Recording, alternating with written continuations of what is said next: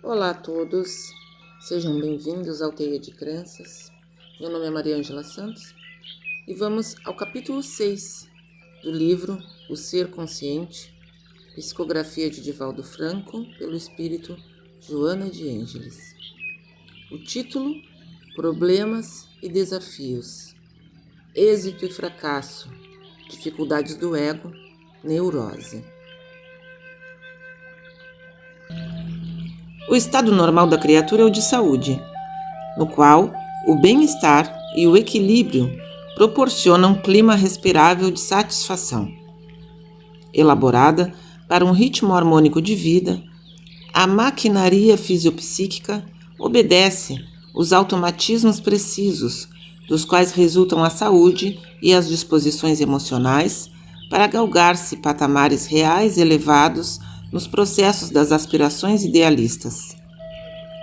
Ser pensante, destaca-se a criatura na escala zoológica, compreendendo os mecanismos da vida e aplicando o conhecimento para os logros da autorrealização e da autoplanificação que lhe constituem o ápice da saúde. Saúde seria, portanto, um fenômeno natural.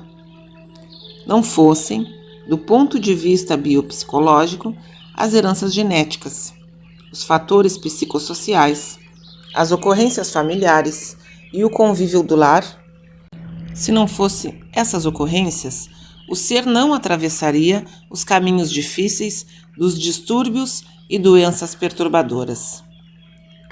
Considerando o ser apenas como uma máquina, teríamos a vida sem finalidade nem objetivo, porquanto ele já nasceria sob os estigmas dos ancestrais, no que diz respeito às heranças genéticas, ao lar condicionado e à sociedade.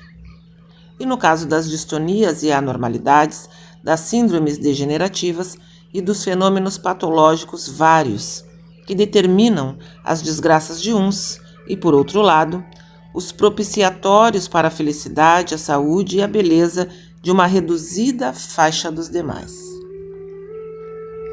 Sem dúvida, tal colocação falha pela ausência de uma sustentação lógica, considerando todas as ocorrências como precedentes do acaso fatalista e absurdo.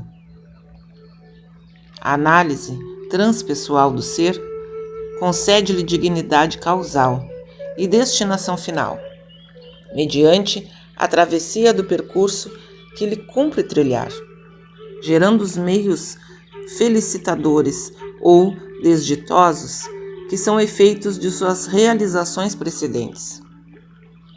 Passo a passo, desenvolvem-se os atributos da personalidade, ampliando-se os conteúdos da individualidade e aprimorando-se as aptidões latentes que são o germe da presença divina em todos.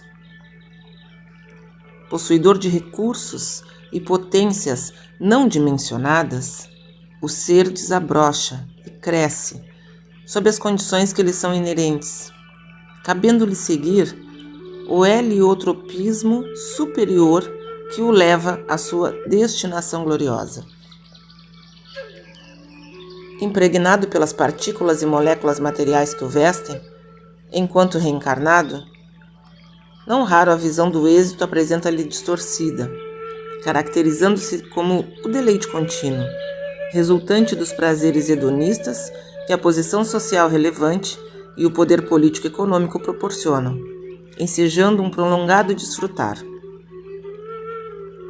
Esquecendo-se da impermanência de tudo e da fugacidade do tempo, pelo qual apenas transita na sua dimensão de eternidade, desgasta-se, envelhece, adoece e morre. O imprevisível surpreende-o e surgem-lhe a saturação, o desinteresse, os sentimentos apaixonados e os frustrados, proporcionando desequilíbrios interiores que se expressarão em tormentos para si e para os outros no interrelacionamento pessoal. Na busca do êxito, o ser psicologicamente imaturo investe todos os valores e, na competição, encontra o estímulo para galgar os degraus do destaque, descendo moralmente na escala dos padrões à medida que ascende na aparência. Essa dicotomia de ocorrências, a interna e a externa, resultará em infelicitá-lo, perturbando-lhe o senso de avaliação e de consideração da realidade, talvez ferindo profundamente a pessoa. Caça-se o êxito como se fosse, numa floresta humana, o objetivo essencial à vida, confundindo-se triunfo de fora com a realização de harmonia interior. Degrine-se então o adversário, que não o sabe, tornado assim por estar à frente ou mais alto. Segue-se-lhe o passo, ocupando-lhe o lugar imediatamente inferior por ele deixado, até emparelhar-se e derrubá-lo, assumindo-lhe a posição.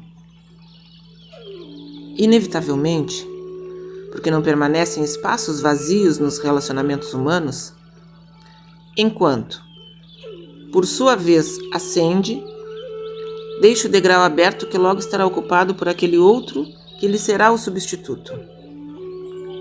O triunfo de hoje é o prólogo do desencanto e das lágrimas de amanhã. Sorrisos se tornarão esgares e aplausos far-se-ão apedrejamentos, considerando-se na população humana as mesmas aspirações e os equivalentes conflitos. A criatura são as suas necessidades. O psicólogo americano pragmatista William James classificou os biótipos humanos em espíritos fracos e fortes, enquanto Ernesto Kretschmer, psiquiatra alemão, considerou as personalidades de acordo com a compleição do indivíduo em pícnico ou pessoa redonda, atlético ou pessoa quadrada, astênico ou pessoa delgada. Face a tal conclusão, afirmou que há espíritos esquizoides e ciclotímicos, enquanto Carl Gustav Jung os considerou introvertidos e extrovertidos. Em todos, há uma ânsia comum: os fracos fortalecerem-se, os ciclotímicos harmonizarem-se e os introvertidos exteriorizarem-se.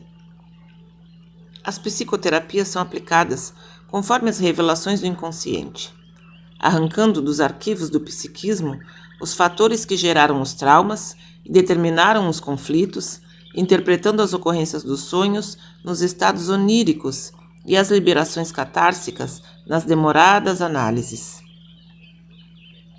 Nem sempre, porém, serão encontradas as matizes de tais patologias, que estão profundamente registradas no espírito, como decorrência de condutas, de atividades, dos sucessos, das reencarnações passadas.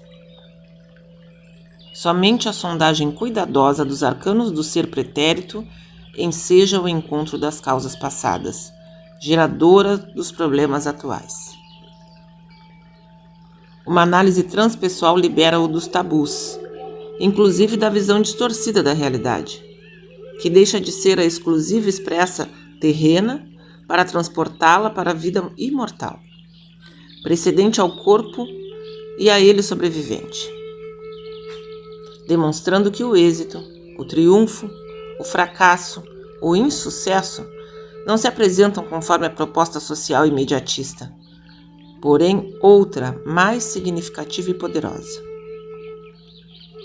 Convém determinar-se que o êxito material pode significar fracasso emocional, espiritual e às vezes o insucesso. A aparente falta de triunfo constitui a plena vitória sobre si mesmo, suas paixões e pequenizes, uma forma de opção para o crescimento interior, ao invés do empenho pelo amealhar de moedas em reunião de títulos que não acalmam as emoções nem tranquilizam as ambições. Certamente, a criatura deve possuir e dispor de recursos necessários para uma vida saudável, consentânea com o grupo social no qual se encontra. No entanto, o êxito não pode ser medido em contas bancárias, prestígio na comunidade e destaque político. Da mesma forma, não é factível definir-se por fracasso a ausência desses troféus. Os homens e mulheres plenos, vitoriosos de todos os tempos, venceram-se, completaram-se e, sem qualquer tipo de conflito, optaram pela realização interior, respeitando todas as aspirações e direitos dos demais indivíduos. Porém, a eles próprios, impondo-se a autorrealização que lhes propiciou saúde, mesmo quando enfermos, felicidade, embora perseguidos algumas vezes, e êxito, isto é, a vitória no que anelavam, apesar de levados ao martírio. A visão transpessoal do êxito e do fracasso está íncita na pessoa interior, real, a criatura harmonizada consigo mesma, com as outras pessoas, com a natureza, com a vida. Êxito é encontro, enquanto fracasso é domínio pelo ego. O êxito gera paz. O fracasso inquieta. Autoanalisando-se, cada qual se descobre assim, dando-se conta do triunfo ou do insucesso, podendo recomeçar para alcançar o êxito, nunca o fracassado. Subtítulo: Dificuldades do ego. Característica ineludível de imaturidade psicológica do indivíduo é a sua preocupação em projetar o próprio ego. Atormentado pela ausência de valores pessoais, quão inseguro no comportamento, apega-se às atitudes afligentes da autopromoção, passando a viver em contínua inquietação, porque sempre insatisfeito. Afirmou Freud que o sofrimento é inevitável, considerando os grandes problemas que aturdem os seres nas várias expressões em que se exteriorizam. De fato, a transitoriedade da vida física responde pela morte rápida da ilusão e pela destruição dos seus castelos, produzindo lamentáveis estados emocionais naqueles que se lhes agarram com todas as veras. Logo, percebem-se de mãos vazias, sem qualquer base em que apoiem e firmem as aspirações que acalentam. As diversas enfermidades e as variadas frustrações que se radicam no ego têm, porém, uma historiografia muito larga, transcendendo a existência atual, remontando ao passado espiritual do ser. Não conhecendo a gênese das mesmas, o indivíduo centraliza nas necessidades de afirmação da personalidade os seus anseios, derrapando nas valas da projeção inébita do ego. Quando não consegue aparecer através das realizações edificantes, mascara-se e promove situações que vitaliza no íntimo, desde que chame a atenção de alguém, faça-se notar. Em alguns casos, vitimado por conflitos rudes, elabora estados narcisistas e afoga-se na contemplação da própria imagem, em permanente estado de alienação do mundo real e das pessoas que o cercam. Patologicamente, sente-se inferiorizado e oculta o drama interior partindo para o exibicionismo, como um mecanismo de fuga, sustentando-se em falsos pedestais que desmoronam e produzem danos psicológicos irreparáveis. A criatura que não se conhece atende ao ego, buscando tornar-se o centro das atenções mediante tricas e malquerenças, que estabelece uma rara habilidade ou envolvendo-se dos mantos que a tornam vítima, para desse modo inspirar simpatia, colimando o objetivo de ser admirada, tida em alta conta. Toda preocupação que se fixa conduzindo à autopromoção constitui sinal de alarme, denunciando manifestação dominadora do ego em desequilíbrio que logo gerará problemas. A conscientização da transitoriedade da existência física conduz o ser ao autocooperativismo e à natural humildade, tendo em vista as realizações que devem permanecer após o seu desaparecimento orgânico. Por outro lado, o autodescobrimento amadurece o ser, facultando-lhe compreender a necessidade da discrição que induz ao crescimento interior e à plenitude. Toda vez que alguém se promove, chama atenção, mas não se realiza. Pelo contrário, agrada o ego e fica inquieto, observando os competidores eventuais, pois que, em todas as pessoas que se destacam, vê inimigos, face ao próprio desequilíbrio. Assim, engredando novas técnicas para não ficar em segundo plano, não passar ao esquecimento. O tormento que lhe faz tão pungente e perturbador, que em determinadas áreas das artes criou-se o brocardo. Que se fale mal de mim, mas que se fale. Numa asseveração de que a evidência lhes preenche o ego, mesmo quando é negativa. A psicologia transpessoal, diante de tal estado, propõe uma revisão dos conteúdos da personalidade, do ego, estabelecendo como fator essencial no processo da busca da saúde a conquista do ser pleno, realizador, identificando-se pré-existente ao corpo e a ele sobrevivente, sem o que a vida se lhe torna realmente um sofrimento inevitável. Nas faixas da evolução mais densa, em que estagia a grande mole humana, o sofrimento campeia, por ser uma forma de malho e de bigorna que trabalha um indivíduo, nele, esculpindo o anjo e arrancando-lhe o demônio do primitivismo aí predominante. Ciúme, ressentimento, inveja, ódio, maledicência e um largo cortejo de emoções perturbadoras são os filhos diletos do ego, que enseja a dominação, e na ânsia de promover-se, nada mais logra do que projetar a própria sombra profundamente prejudicial, iníqua. A superação dessa debilidade moral, dessa imaturidade psicológica, ocorrerá quando o paciente de início viajar às nascentes do coração, conforme propôs Jesus, o psicoterapeuta excelente, realizando um trabalho de crescimento emocional e uma realização pessoal planificadores. Qualquer escamoteamento da situação mórbida constitui risco para o comportamento, face aos perigos que são produzidos pelos problemas do ego dominador. Subtítulo: Neurose. Enfermidade apirética, decorrente de perturbações do sistema nervoso. Sem qualquer lesão anatômica de vulto, a neurose é mal, que perturba expressivo número de criaturas da mole humana. Com características próprias e sem causalidade cerebral, desequilibra a emoção e gera desajustes fisiológicos sem patogênese profunda.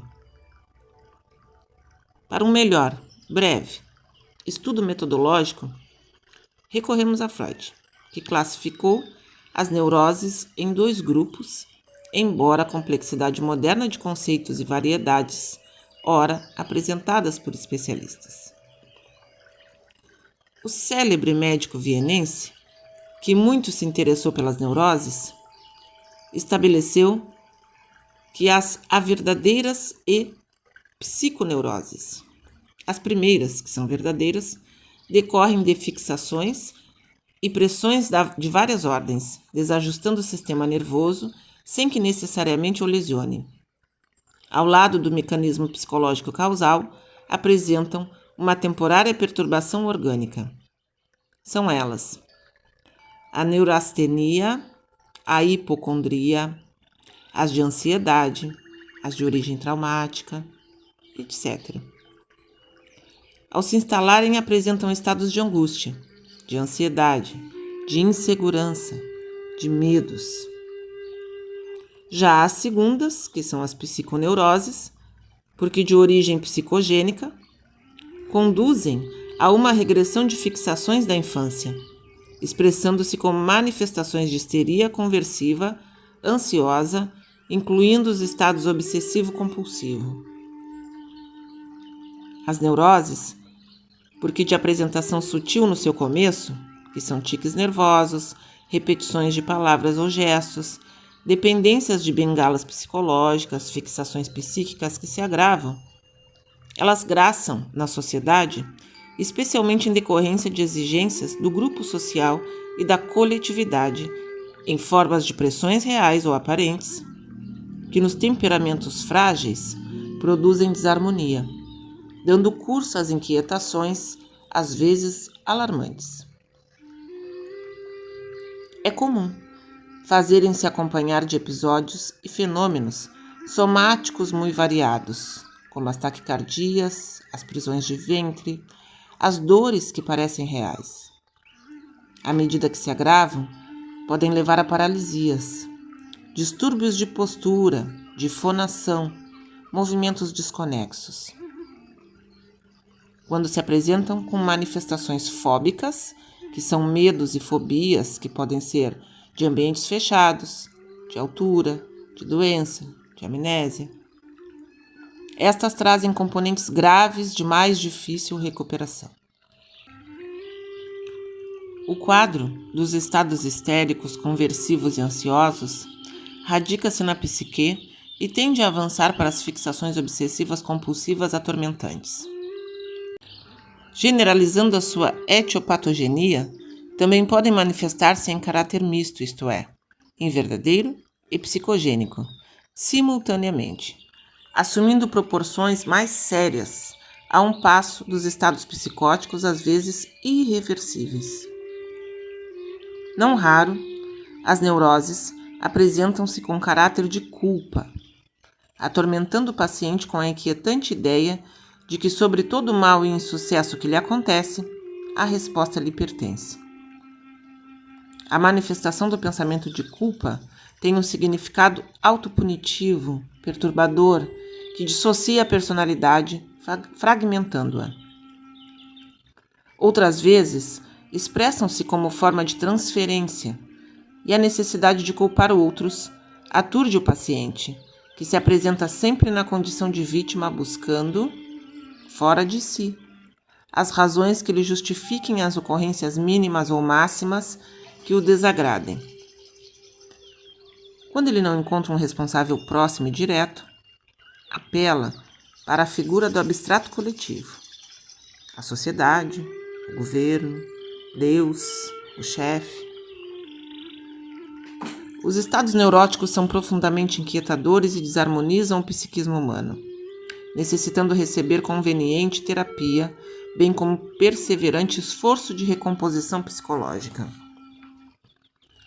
Aprofundando-se a sonda da inquirição na psicogênese dos fenômenos neuróticos, defrontar-se-ão as causas reais na conduta anterior do paciente, que atrelou a consciência a comportamentos desvariados e passou injustamente considerado, recebendo simpatia e amizade dos amigos e conhecidos, quando deveria haver sido justiçado, transferindo os receios e inseguranças que permaneceram camuflados por aparência digna para a atual reencarnação, na qual assomam do inconsciente profundo as culpas e os conflitos que ora se manifestam como processos reparadores.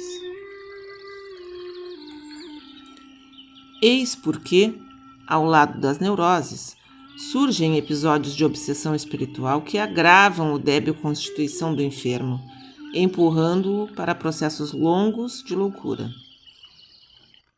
Assim ocorre porque as vítimas de suas ações ignóbeis morreram, porém não se consumiram, e porque prosseguiram vivendo, reencontram por afinidade de consciência de dúvida e cobrança seus adversários, infligindo-lhes, então, maior soma de aflições, a princípio telepaticamente, depois sujeitando-os pelo controle mental, e ainda mais tarde, de natureza física, quando ocorrem as subjugações lamentáveis.